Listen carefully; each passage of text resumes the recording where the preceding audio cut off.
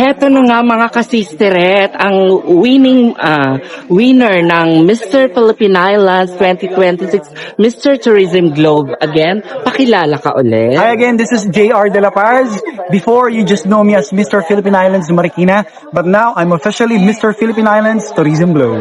Okay, sa tingin mo, paano mo mababago ang pananaw ng tao tungkol sa male pageantry? Well, you know, a lot of people thinks that male pageantry is just about being beautiful, just showing on stage, having a good body. No, for me, it's more about your intelligence, your talent, your skills, and your personality. If you can show all of that without impeding the others, then I believe that pageantry will not be just a form of competition for beauty, but a competition of your overall well-being or overall self. Okay, sino sa fellow candidates ang gusto mong pasalamatan ngayon? Lahat. Actually, wala naman ni isa. Lahat. Napakabuti nila. Actually, para ko silang kapatid. Like what I've said, I've been in this industry far longer than any of them.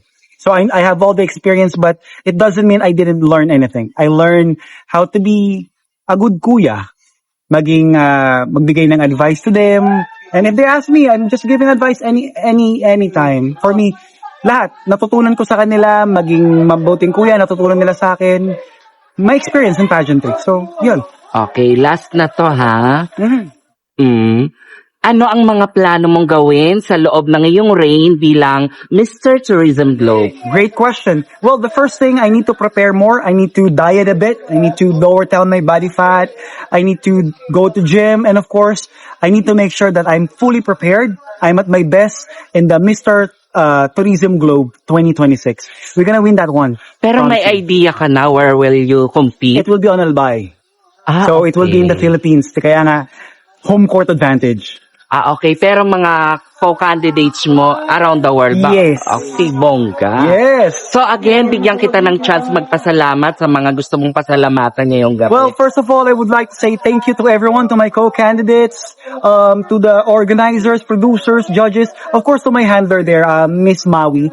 So, she's been very supportive, all throughout. Kahit minsan medyo nagkakainisan, but that's normal, right? And of course to my one and only girlfriend that has been with siya? me.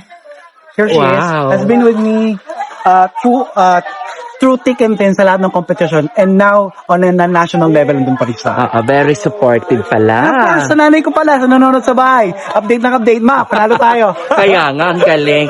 So again, wala lang patumpik-tumpik pa. We are just want you to congratulate and Thank we you are so very much. proud of you. Again, Thank you so much. Thank you. Pwede kong interview.